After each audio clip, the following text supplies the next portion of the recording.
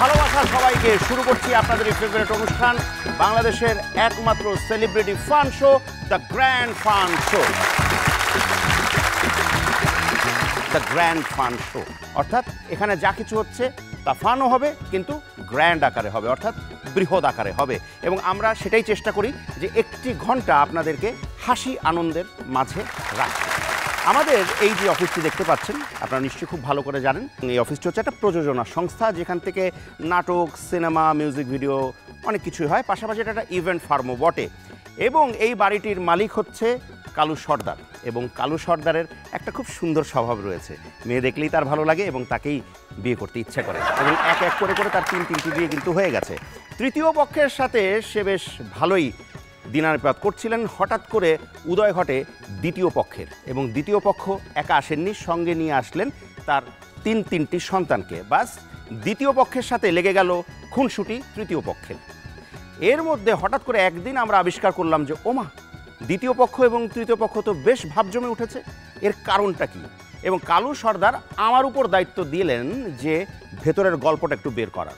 আমি খুব কায়দা করে ভেতরের গল্পটা কিন্তু বের করে ফেলেছি। পাশাপাশি হঠাৎ করে এই বাড়িতে উদয় হয়েছে কালু সর্দারের শ্যালিকা, যিনি কিনা আবার একজন দন্ত বিশারদ, এবং সাথে বিস্ফোরা হিসেবে আমাদের শ্যালকবাবু তো রয়েছেনই। যাই হোক, এদেরকে নিয়েই আমাদের বসবাস, এদেরকে নিয়েই আমাদের এই সংসার, এবং এই সংসারে মাঝে মাঝে অতিথি হিসেবে অনেকেই আসেন। সবাই মিলেমিশে একাকার হয়ে আমরা একটি ঘন্টা আপনাদেরকে দিচ্ছি। আশা করি এই একটি ঘন্টা আপনাদের খুব ভালো কাটবে। শুরু করছি আমাদের সবার ফেভারিট অনুষ্ঠান, দ্য গ্র্যান্ড ফান শো।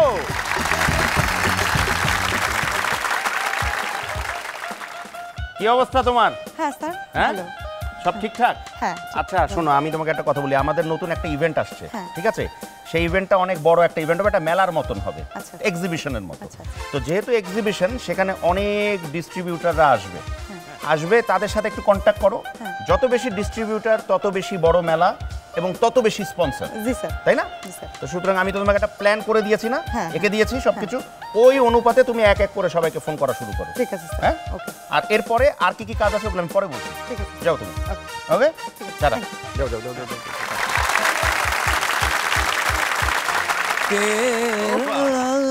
আরেকজন হঠাৎ করে উদয় হয়েছেন,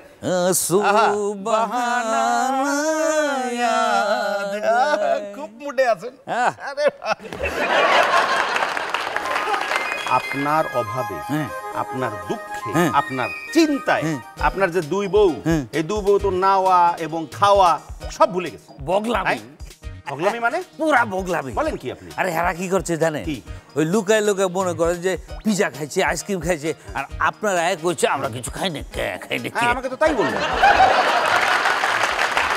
আচ্ছা, আপনি কি ষড়যন্ত্র কিছু বুঝবার পারছেন?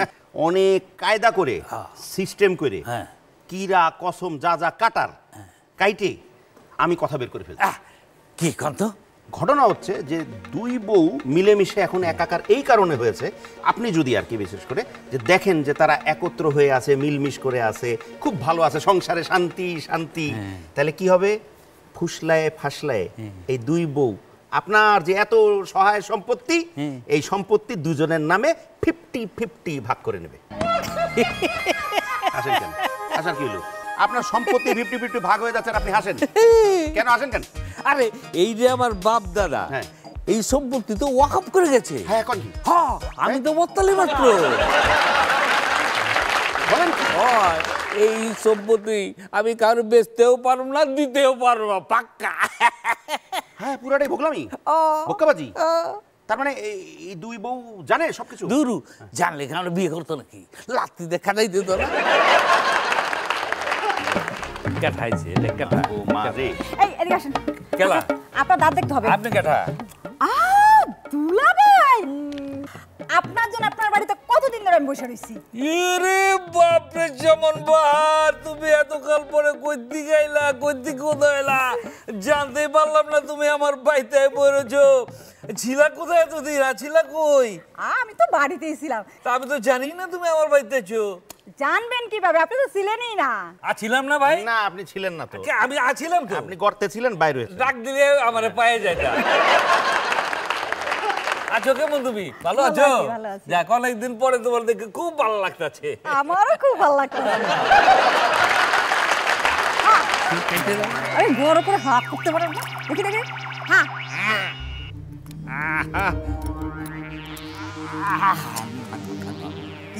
আপনার তো উপরে দুইটা দাঁত পোকা খাইছে, নিচেও মনে হয় দুইটা খাইছে। আচ্ছা এই দোনোটাই উঠাই ফেলতে হবে। আচ্ছা, ঠিক আছে ঠিক আছে চাওয়ান বাহার, তুমি কইছো তাতে পোকা না লাগলে আমি এমনি উঠে ফেললাম, তাই না ভাই?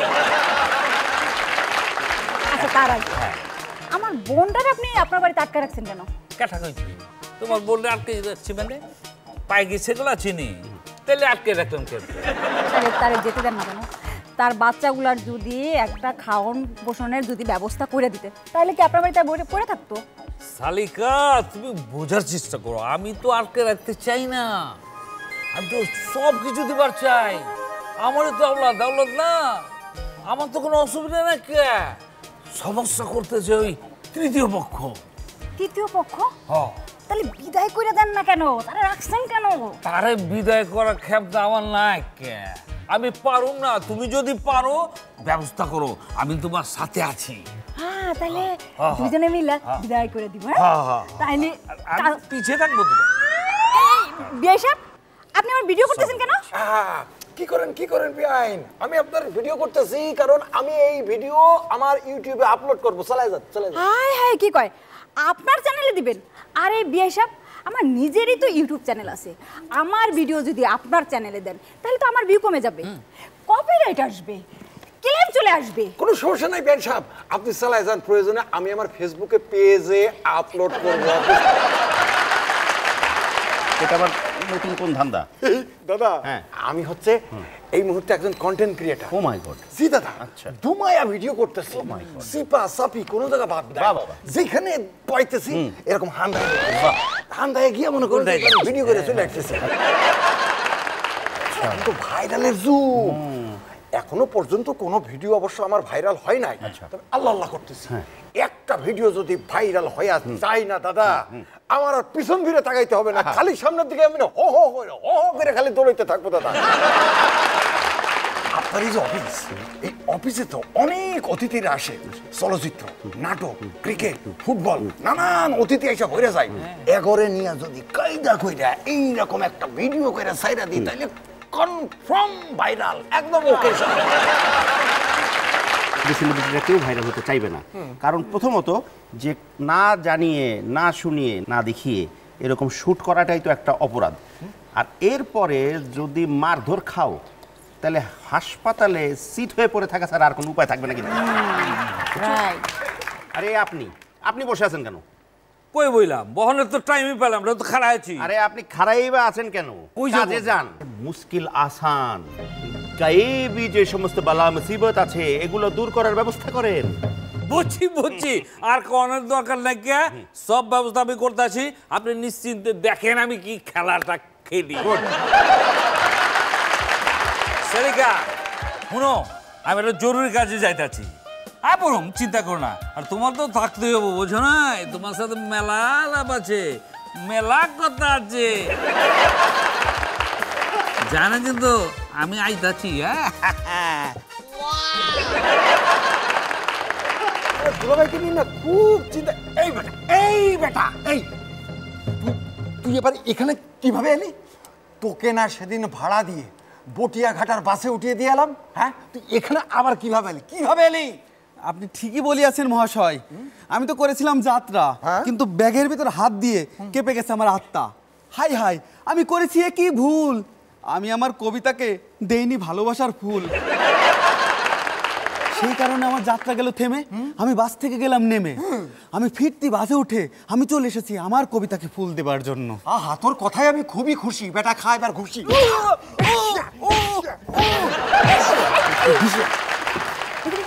দাঁত দেখি। কেন দাঁত দেখাবো কেন? দেখি তো কেন? হা করেন। হা করবো কেন? আপনি যে কথা বলতেছেন, আপনার কথার সাথে সাথে দুর্গন্ধ বেরোচ্ছে। দেখি কি বলেন? আরে হা করেন তো। যা সন্দেহ করছিলাম গেছে তো আপনার দাঁত। কি বলেন? আপনার এই যে উপরে দেখি, উপরে 3 নাম্বার দাঁতটা, এটা ক্যাভিটেট আছে। আল্লাহ করতেছেন?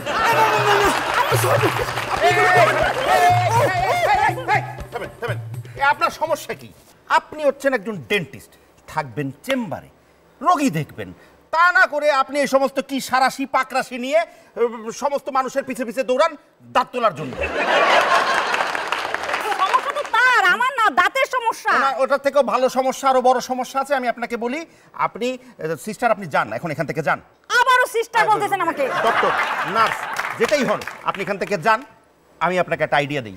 ওই যে আপনার বড় দুজন আছেন না ঘরের ভেতরে, তাদের দাঁতে বিশাল সমস্যা আছে, ওদের দাঁত পরীক্ষা করেন। দরকার হলে একটা দুইটা না, যতগুলো দাঁত আছে পারলে সবগুলো উঠায় ফেলেন, বহুত কথা বলেন। ঠিক বলছেন। ভালো বলেছি না? ঠিক বলছেন। দাদা ওরা চালাক না। আমার ভালো একটা কন্টেন্ট হচ্ছিল। বন্ধ কর। বন্ধ করবো? ঠিক আছে। এই কবি বেটা, তোমাকে না গতবার ওয়ার্ন করে দেওয়া হলো যে তুমি আর এখানে কখনো আসবে না। তুমি তো বেহায়া কম না, তুমি তারপর আবার এসছো। ঘটনা কি? আপনি তো ভাবছেন দাদা আমাকে অনেক বড় প্রবলেম, কিন্তু আপনার সেক্রেটারি সে তো আমার প্রথম প্রেম। ও মাগো, এই জন্য এসেছি ফিরে। একটু দেন না ডেকে দাদা। কেন? আমি তাকে জাস্ট আমার এই ফুলটা দিয়ে চলে যাব। তাই? আমার একটা শর্ত আছে। জি দাদা। শর্তটা হচ্ছে, এরপরে আর কোনো দিন কোনো মুহূর্তে তুমি ফুল দেওয়ার উসিলায় হোক, যে কোনো উসিলায় হোক, তুমি এই অফিসে আর কোনো দিন আসবে না। আমি কেন? আমার একটা কবিতাও এখানে আসবে না। সেক্রেটারি, এদিকে আসো, এদিকে আসো, এদিকে আসো। তোমাকে জানি কি দেবে, কি করবে, দেখো। তোমার প্রিয়তমা, তুমি আমাকে করো ক্ষমা। এই যে তোমার জন্য এনেছি জোড়া একটা ফুল। বেটা তুই একটা নেংটি ইঁদুর, এমনিতেও আর বলি না, প্রেমিকার জন্য এনেছিস মরা একটা ফুল, তাজা ফুল কি পেলি না?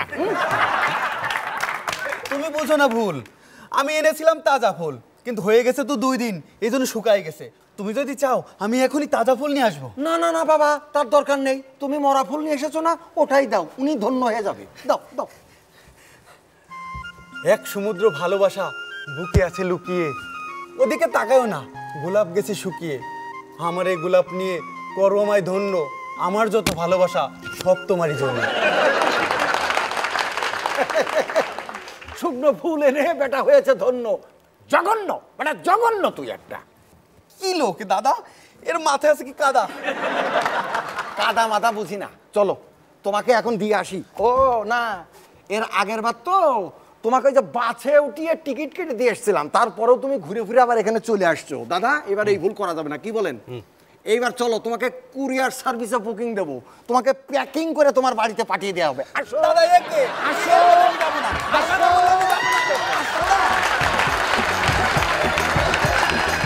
প্রিয় দর্শক, কেউ যাচ্ছে কাউকে কুরিয়ার করে প্যাকিং করে বাড়িতে ফেরত পাঠানো, তো এটার জন্য একটা সময় লাগবে আমাদের। সেই সময়টা আপনাদের কাছ থেকে চেয়ে নিচ্ছি ছোট্ট একটা বিরতির উপরান্তে আবারও দেখা হচ্ছে। আমাদের সাথেই থাকুন দ্য গ্র্যান্ড ফান শো এর সাথে।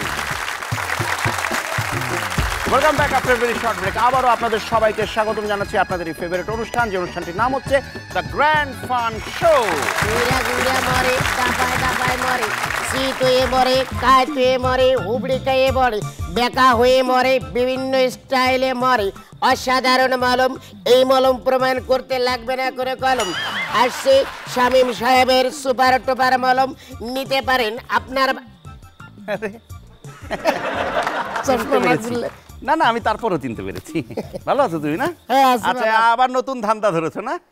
স্যার, এটা কোনো নতুন ধান্দা না। আপনি আমার বোঝায় কইছেন যে তুই সৎভাবে সুন্দরভাবে ফিনিশিং মানে এত ভালো একটা ব্যবসা করবি, হ্যাঁ। যে ব্যবসা দিয়ে বাকি জীবন চালায়। হ্যাঁ, বলেছিলাম। আমি অনেক কিছু গবেষণা করে পরে মলমের ব্যবসা শুরু করছি, সুপার টুপার মলম। মলমের ব্যবসা? কি কি মলম আছে? এই মলমটা হচ্ছে মনে করেন ইঁদুর মারা মলম। এই ইঁদুর মারা মলমে আপনি কিভাবে ইঁদুর মারবেন, সর্বপ্রথম ভাতে কিছু মলম মাখাবেন, বিস্কিটে মলম মাখাবেন, কেকে মলম মাখাবেন, মুড়িতে মলম মাখাবেন, তাকে দেবেন, আলমারিতে দেবেন, খাটের উপর দেবেন, বিছনার তলে দেবেন। অসাধারণ। খায়ে না মরে তাহলে স্বামী আর স্ত্রী দুইজন মিলে সুন্দর করে বড় বড় 2খান বাঁশ কাটবেন। রাত 12টার সময় যখন ডুগুর ডুগুর করে ইঁদুরে, আপনারা দুইজনে মাথা যাইতে বাড়ি দেবেন।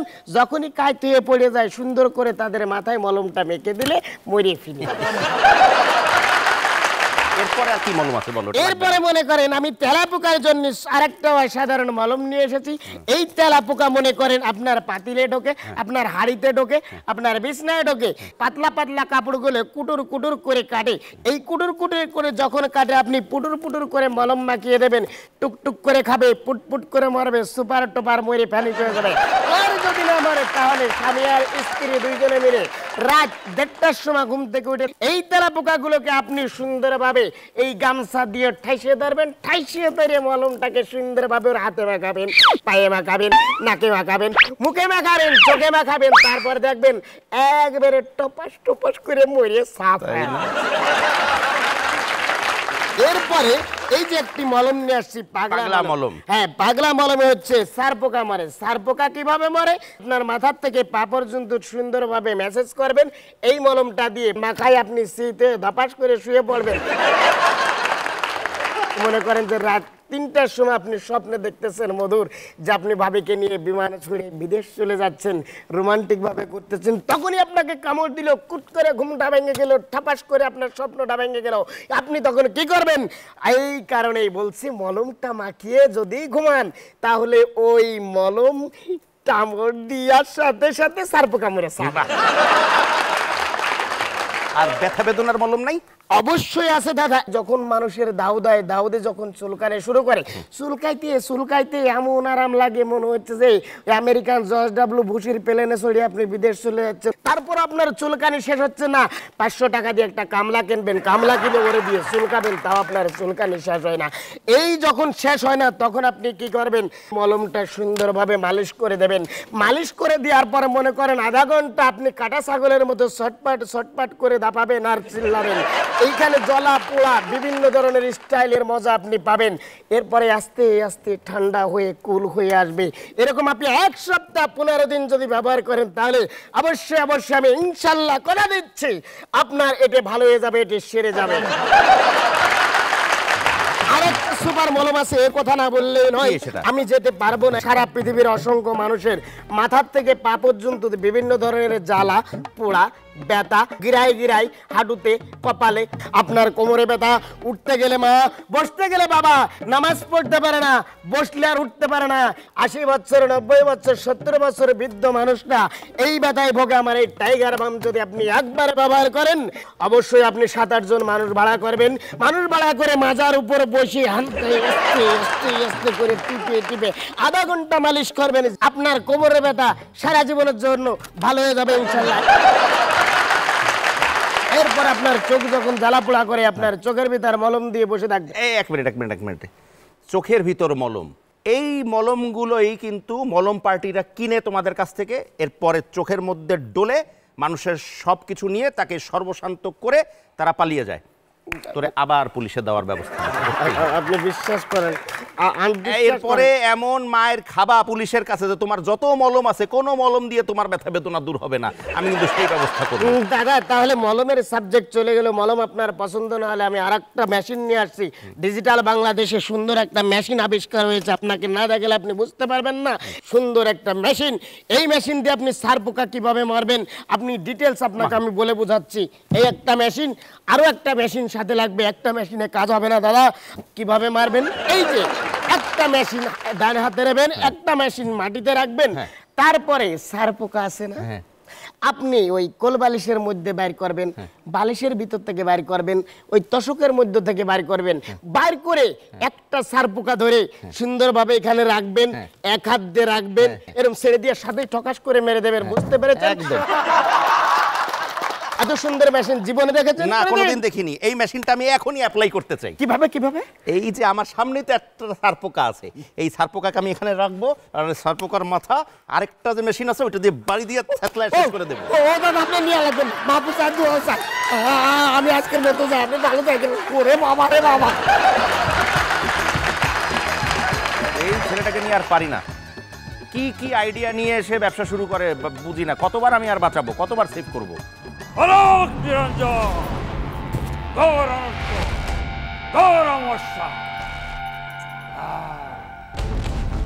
এইবারে ভাগ্য আকাশে দুর্যোগের ঘন ঘটা। কে দেবে আশা, কে দেবে ভরসা? আমি দেবো 18। কে আপনি সাধু বাবা? এখানে কি হেতু আগমন? ওরে মূর্খ, তুই আমাকে চিনলি না? আমি সাধু কামরূপ কামাখ্যার এক নির্জন পাহাড়ে বসে আমি ধ্যান করতেছিলাম। এর ভিতরে আমার বাতাস আসলো যে এই বাড়িতে একটা সংকট ঘনীভূত। তাই তো আমি 736 মাইল হাঁটতে হাঁটতে এই বাড়িতে এই লাঠির সাহায্যে আমি এসে উপস্থিত হয়ে পড়লাম। বলেন কি দেখলেন আপনি? কি দেখলেন? স্বপ্নে আপনাকে কি দেখালো? এই বাড়িতে দুটো ঝগড়াটে মহিলা আছে, তারা এই বাড়িটাকে ধ্বংস করতে চায়। রাইট রাইট, শুধু ঝগড়াটে না, কুটনিও। কুটনি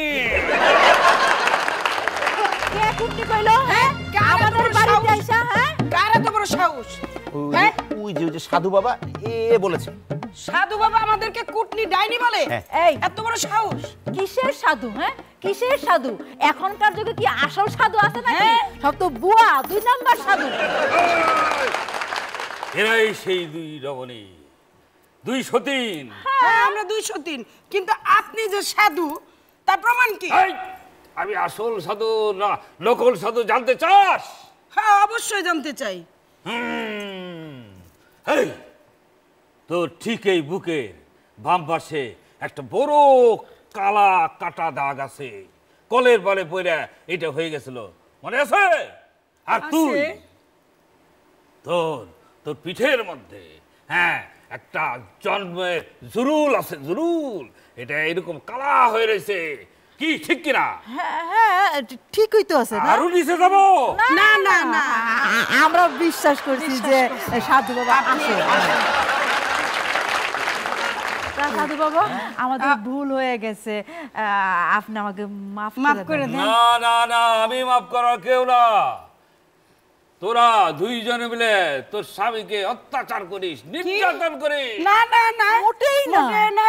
আমরা অত্যাচার করি না, আমরা আরো সেবা করি, ভালো মন্দ রান্না করে খাওয়াই, হাত টিপি, পা টিপি, গোসল করে দেই। সবার গলা উঠিবি। তোরা অবিলম্বে এই বাড়ি ছেড়ে চলে যাবি, দূর দেশে চলে যাবি, আলোক হয়ে যাবি। আলাক? আলোক, আলাক আবার কি? আলোক এবং তালাক। তালাক। তালাক হয়ে যাওয়ার পর আলোক, তাইলেই তোদের মুক্তি। বুঝেছিস? যা যা যা। কালু সর্দার, তুমি বুয়া সাধু সাইজা আমাদেরকে ডাইনি, কুটনি এগুলা বলতেছো না? কত বড় সাহস কালু সর্দার তোমার! হ্যাঁ, আমারে বলো এই আছে। ভাগেন ভাগেন ভাগেন, লাঠি দিয়ে বাড়ি দিয়ে ভাগেন। এদিক দিয়ে যান, এদিক দিয়ে যান।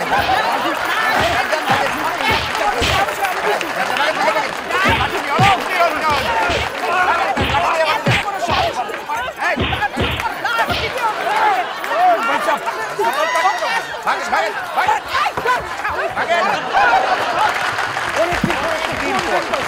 অনেকদিন পরে এইবার যদি আমি ভাইরালটা হইতে পারি, ভাইরাল দাদা কংগ্রেচুলেশন, অভিনন্দন। থ্যাংক ইউ টাকা। আরে আরে, আমাদের মাঝে উপস্থিত হয়েছেন আমাদেরই ফেভারিট, আমাদেরই অতি আপন, অতি কাছের একজন তুখোড় অভিনেতা, একজন চমৎকার প্রযোজক এবং পরিচালক, আমাদের সবার প্রিয় Hasan Jahangir. Thank you thank you thank you so much. উনি যে হঠাৎ করে আসবেন, তুমি আমাকে আগে বলবে না? স্যার, আমি বলতেই আসছিলাম। আচ্ছা শোনো, চা নাস্তার ব্যবস্থা করো, আমি একটু ভাইয়ের সাথে গল্প করি। হাসান ভাই প্লিজ। কেমন আছেন হাসান ভাই, আগে এটা বলেন। জি আলহামদুলিল্লাহ। আর আমাদের ওই অনুষ্ঠানে আসলে মানুষ সাধারণত ভালোই থাকে, কারণ আমাদের অনুষ্ঠানটার নাম হচ্ছে গ্র্যান্ড ফান শো।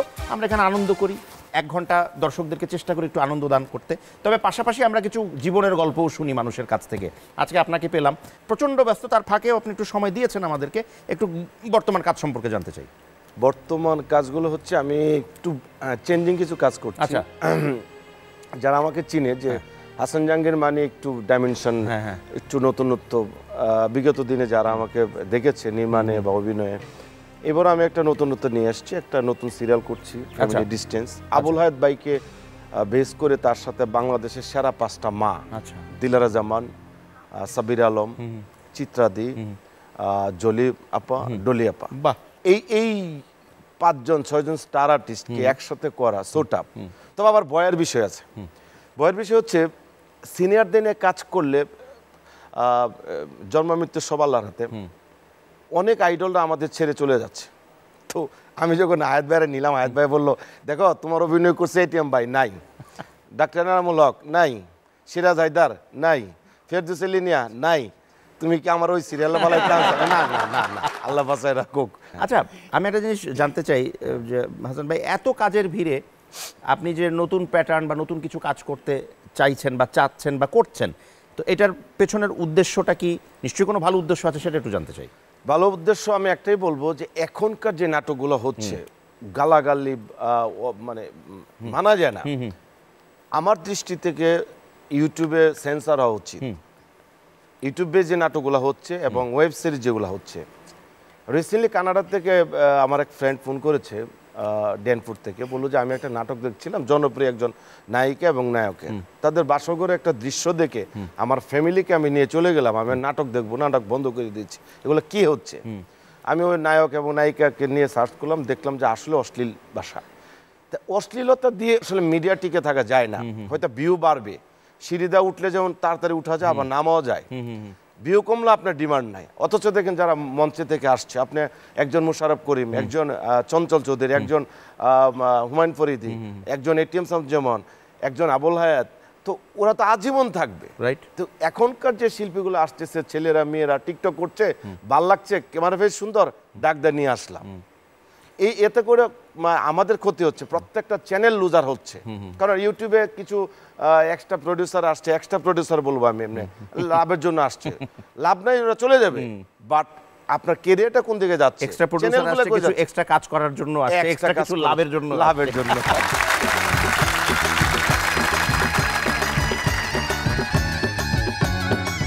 প্রিয় দর্শক, আমরা নিচ্ছি ছোট্ট একটা বিরতি, বিরতির ও প্রান্তে আবারও দেখা হচ্ছে, আমাদের সাথেই থাকুন।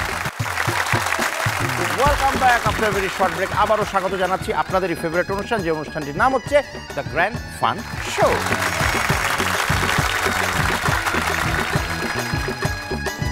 অনেক নাটকে, বিশেষ করে ঈদ স্পেশাল নাটক বলি বা যে কোনো কাজেই বলি, তো আপনি বড় বড় চিত্রনায়িকাদের নিয়েও, যারা কখনো নাটকে কাজ করে না, তো চিত্রনায়িকাদের প্রতি আপনার যে এই যে ভালোবাসাটা, এটা আসলে কেন বা কি? টেলিভিশন আর চলচ্চিত্র দুই জিনিস।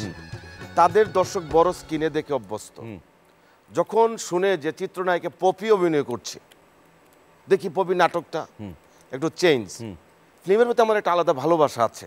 যখন টেলিভিশন থেকে ফিল্মে আসি, অনেকেই বলে ভাইয়া আমি ভালো কাজ করলে নিব, যেমন এইবার অমিতাভ বচ্চনকে নিলাম, এত ভালো অ্যাক্টিং করে, এত পাঞ্চুয়াল টাইম ইউজ করে, আর চল সকাল 6টায় আমার সেটে চলে গেল, আমি অবাক। আমাদের নাটকের কোন আর্টিস্ট বলেন সকাল 7:30, আমি পেয়েছিলাম বাদনকে, বাদন চলে আসছিল, বলে ভাই আমি রেডি, তুমি আসো। ওইটাই আমার প্রশ্ন হচ্ছে যে বাংলাদেশের স্ক্রিনে, ছোট স্ক্রিন হোক বড় স্ক্রিন হোক, সব স্ক্রিনই তো এখন সমান। তো স্ক্রিনের যত সুন্দরী ললনারা আছেন, সব হাসান জাহাঙ্গীরের নাটকে আমরা পাই, এবং পোস্টারে সুন্দর করে তাদেরকে আমি আপনার সাথে দেখতে পাই। তো তাদের সাথে কাজ করে একজন হাসান জাহাঙ্গীরের কিরকম ভালো লাগে? না না, ভালো লাগে। আমি বলি যেমন মেহজাবিনের শুরুর দিকে আমার সাথে নাটক, শখের শুরুর দিকে সিরিয়াল আমার সাথে। তো মেহজাবিন যখন প্রথম কাজ করে, আমি ওরে প্রথম নাটকে বলছিলাম যে ভাস্করের একটা দৃশ্য ছিল আমার আর মেহজাবিনের, তার অভিনয়ের প্রতি যে তার একটা মায়া মমতা, মানে কাজ করা। ও কিন্তু ভালো করে বাংলা বলতে পারতো না, ও দেশের বাইরে বড় হয়েছে, শিক্ষিত মেয়ে, নম্র ভদ্র। আমি তখনই মনে করছি যে ও ক্লিক করবে। আজকে মেহজাবিনী কোথায়? তাই তো হয়েছে। এরকম নৌসিন ছিল, বাদন ছিল, ঈশানা ছিল। আপনি বাদ রাখেন নাই কাউকে?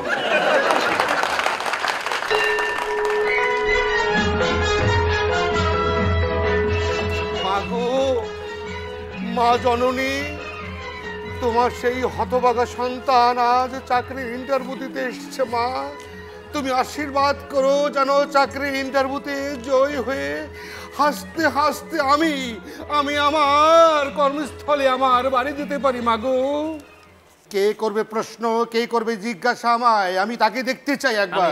ও আপনি সেই মহাভাগ্যবান ব্যক্তিত্ব যে কিনা করবেন আমায় প্রশ্ন। তা করুন, কিংবা জিজ্ঞাসা কিংবা জানতে চান আপনি আমার কাছে। তো ভালো যাত্রা করেন ভাই। জীবনও যাত্রা করিনি, তবে তবে আমার দাদা ছিলেন যাত্রা দলের নটরাজ, আমার বাবা ছিলেন যাত্রা দলের যুবরাজ, সেই বংশের সন্তান আমি। আর তাই তো আমার সমস্ত দেহে সেই যাত্রার রক্ত প্রবাহিত হচ্ছে। মহাবানা, ভালো আইডিয়া দেবো। ধন্যবাদ জনাব। সেটা হচ্ছে আপনি একটা যাত্রা দলও করতে পারেন এবং যাত্রা দলের সর্দার হিসেবে আপনাকে খুব মানাবে। এ কি বলছেন মহাশয়? কি করে চলবে আমাদের যাত্রার মহল? যেখানে ক্ষুধার কষ্টের কোলাহল, সেখানে কেউ কি করে চলবে যাত্রা মহল? তাই তো আমি যাত্রা ছেড়ে আজ এসেছি আপনার দুয়ারে চাকরি ইন্টারভিউ দিতে। চাকরি আপনাকে দিয়ে কখনোই হবে না। আমি ভেবেছিলাম চাকরি ইন্টারভিউ দিয়ে জয় হয়ে জয়ের মালা গলায় পড়ে হাসতে হাসতে বেরিয়ে যাব, অথচ আপনার যে দাপট, আপনার যে ললাটের বাক্য, তাতে আমি বলে যাচ্ছি চূর্ণ হবে আপনার প্রাচুর্য, চূর্ণ হবে আপনার প্রতিষ্ঠান। আমি অভিশাপ দিচ্ছি আপনাকে, অভিশাপ দিচ্ছি। আমি এতক্ষণ ধরে আপনাকে লক্ষ্য করছিলাম এবং আপনার পরীক্ষা নিচ্ছিলাম। আরে মহাশয়, আপনার চাকরি তো আমি কবেই ফিট করে রেখেছি। আপনার পুরো বায়োডাটা আমি দেখেছি, চাকরি তো আপনার হয়ে গেছে। সত্যি একদম সত্যি। একদম। করমনে ভক্তি মায়ে হাতে হাতে দিন, করমনে ভক্তি মায়ের থাকতে হাতে দিন। আমি এই অপরাজিত সৈন্য, এই অপরাজিত সৈনিক বিশ্বাস করি যে মাকে ভালোবাসে সে মাটিকে ভালোবাসে, যে মাটিকে ভালোবাসে সে মানুষকে ভালোবাসে। আপনি আমাকে চাকরি দিয়েছেন, আমি অনেক আনন্দিত, পুলকিত। আমি আপনার জন্য দোয়া করছি মহাশয়। আপনি যে হারে অভিনয় করছিলেন তাতে আমরা সবাই, ইনিও একজন নামকরা অভিনেতা, ইনিও একজন নামকরা পরিচালক, আমরা সবাই কিন্তু মুগ্ধ। তো সুতরাং আমার পক্ষ থেকে তো আপনার চাকরি পাক্কা, এনার পক্ষ থেকে হয়তো আগামীতে যে নাটক সিনেমাগুলো উনি করবেন সেখানেও আপনাকে অভিনয় দেবেন। নাটকের কথা বললেই হাঁটু কাঁপে, বুক কাঁপে। নেই সেই গল্প, নেই সেই ধারাবাহিকতা, নেই চলচ্চিত্র, নেই হল, নাই মানুষ। আমি অনেক কষ্ট থাকি, তবে আজকে আমার মতো মহা আনন্দে এ বিশ্বের কোনো মানুষ হতে পারে না, কারণ আপনি আমার চাকরি দিয়েছেন মহাশয়। আপনাকে হাজার সালাম। করমনে ভক্তি মায়ের থাকতে হাতে দিন, করমনে ভক্তি মায়ের থাকতে হাতে দিন। আজ তোমার কষ্ট আসবে শুভদিন। ভালো যে মায়ের প্রতি ভক্তি আছে। আজকাল তো ভক্তিটা মা থেকে বউর দিকে চলে যায়। মা বড় না বউয়ের বড় মধ্যে বউ বড় হয়ে যায়। হ্যাঁ, কিছুদিন পরে এই গানটাই চেঞ্জ হয়ে যাবে। মনে ভক্তি বউয়ের মায়ের প্রতি ভক্তি আমাকে বানাইছে আমারে, বানাইছে। কেমন লাগে দিদি না? হ্যাঁ, দুজন মিলে দিয়েছে। আপনি না কইছিলেন এই যে আসমানি শ্বাস, আসমানি শ্বাস একেবারে গায়েবি মেরে। আচ্ছা শোনেন, আমি একটা জিনিস বুঝলাম না, এই যে মেয়ে দেখলেই আপনার মনে যে একটু ইঞ্চি ইঞ্চি ভাব জন্মে, হ্যাঁ, এই ভাব জমায়ে তো দুটো বিয়ে করছেন। আরে ওরা তো বুড়ির মায়ের খেয়ে তো এই অবস্থা হয়েছে। তার মধ্যে আপনি আবার আমার যে সেক্রেটারি আছে তার সাথে ওর মারান ফিল্ডিং না আছে নাকি?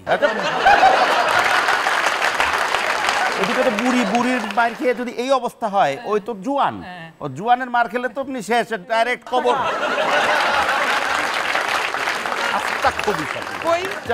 এই জায়গাটা এই তোমার না কইছি ঘর থেকে বেরাইবে না, তুমি এই শরীর নিয়ে আবার ঘর থেকে বেরাইছো কেন? হ্যাঁ, তোমার এত বড় সাহস কে দিয়েছে? এক মিনিট, এমনি দুজন মিলে ওনাকে আলু ভর্তা করেছেন, এরপরে আবার ওনার যাতায়াত নিয়েও আপনাদের সমস্যা, কারফিউ জারি করেছেন। এইটা কি ঠিক? আপনাদের প্রাণের স্বামী না দাদা? আমরা তো মারি না। এটা কি হয়েছে কিভাবে? আমরা তো দুজনে মিলে খুব আদর করেছি, সোহাগ করেছি। উনি কি করছে? ভয়ে দোতলা থেকে দিছে লাফ, ওই লাফ দিয়ে এই হাতে মাথায় ব্যথা পাইছে। ও তাই? না না, তার মানে আদর এখন একটু বাকি আছে না? তাহলে আরেকটু ভিতরে গিয়ে আদর করেন ওনাকে নিয়ে। জরুরি কথা। না না, এটা পরে বলবো না। আদর করে যান, আদর ছেড়ে দাদা নিয়ে যাও, আর মারি নাই কিন্তু। আচ্ছা, আদর সোহাগ করেন। কিছু করি নাই।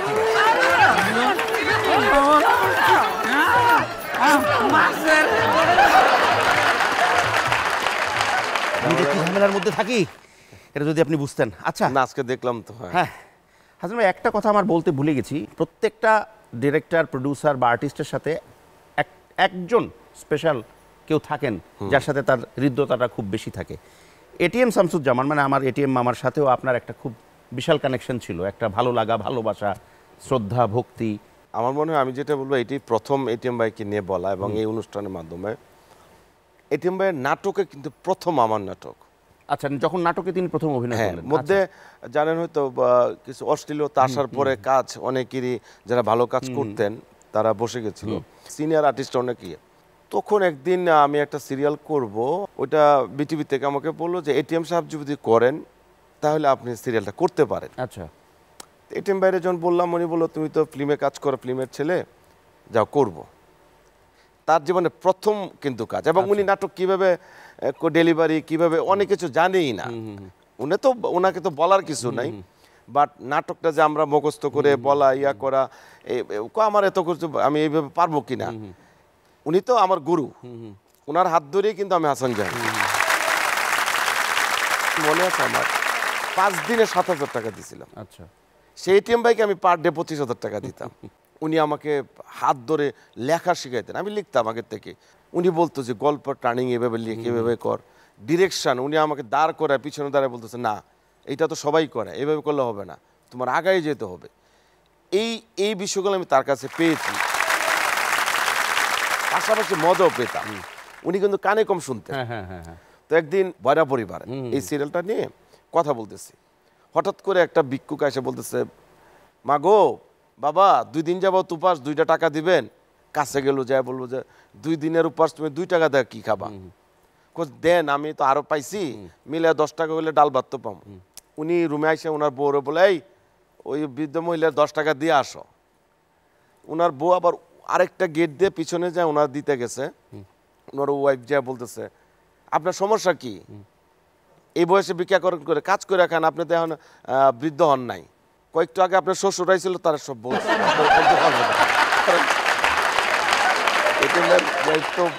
মতো বয়স্ক না, হ্যাঁ, মনে করছে ওনার মেয়ে।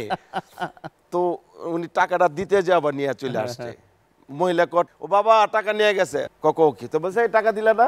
আবার একটা রুমে ইয়া তুমি যা দিয়ে আসো, তুমি নাকি আমার শ্বশুর লাগে। উনি লাস্ট শুটিংও কিন্তু আমারই করেছে, নায়িকার বিয়ে 2-তে। পপি ছিল, এটিএম ভাই ছিল, আমরা 300 ফিটে মিন্টু আমার দোস্তের বাড়িতে শুটিং করছিলাম।